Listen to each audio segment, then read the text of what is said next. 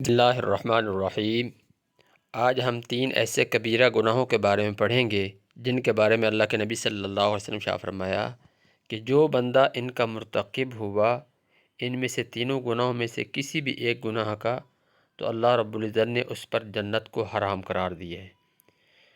چنانچہ حدیث میں ہے، عن ابن عمر رضی اللہ عنہ قال قال رسول اللہ صلی اللہ علیہ وسلم ثلاثۃ قد حرم اللہ علیہم الجنہ۔ ابن عمر رضی اللہ عنہ سے روایت ہے کہ رسول اللہ صلی اللہ علیہ وسلم شاہ فرمایا کہ 3 ایسے لوگ ہیں، 3 ایسے آدمی ہیں جن کے اوپر اللہ تعالیٰ نے جنت کو حرام کر دیا ہے۔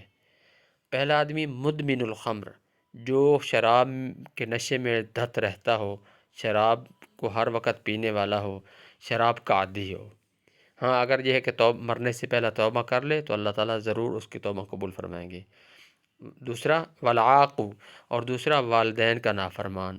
والدین کو بے عزت کرنے والا، والدین کے نافرمانی کرنے والا۔ اور یہ اتنا بڑا گناہ ہے کہ ہر گناہ کی آخرت میں سزا ملنی ہی ملنی ہے،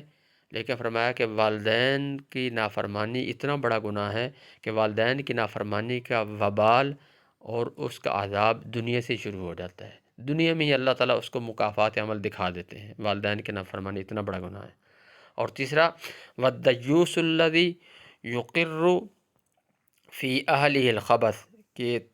تیسرا وہ آدمی جو اپنے اہل و عیال میں بے حیائی کو برقرار رکھتا ہو، یعنی اپنے گھر والوں کو دیکھتا ہے کہ وہ بے حیائی کے کام کرتے ہیں، بے حیائی والے اللہ تعالیٰ کی نافرمانی کرتے ہیں، اور بھی کوئی بھی بے حیائی کا کام کرتے ہیں، اپنے گھر والوں کو دیکھتا ہے اور ان کو منع نہیں کرتا، ان کو اس کے روکتا ٹوکتا نہیں ہے، اس کے اوپر کوئی رد عمل نہیں دکھلاتا، تو اللہ کے نبی صلی اللہ علیہ وسلم فرمایا کہ یہ ایسا آدمی ہے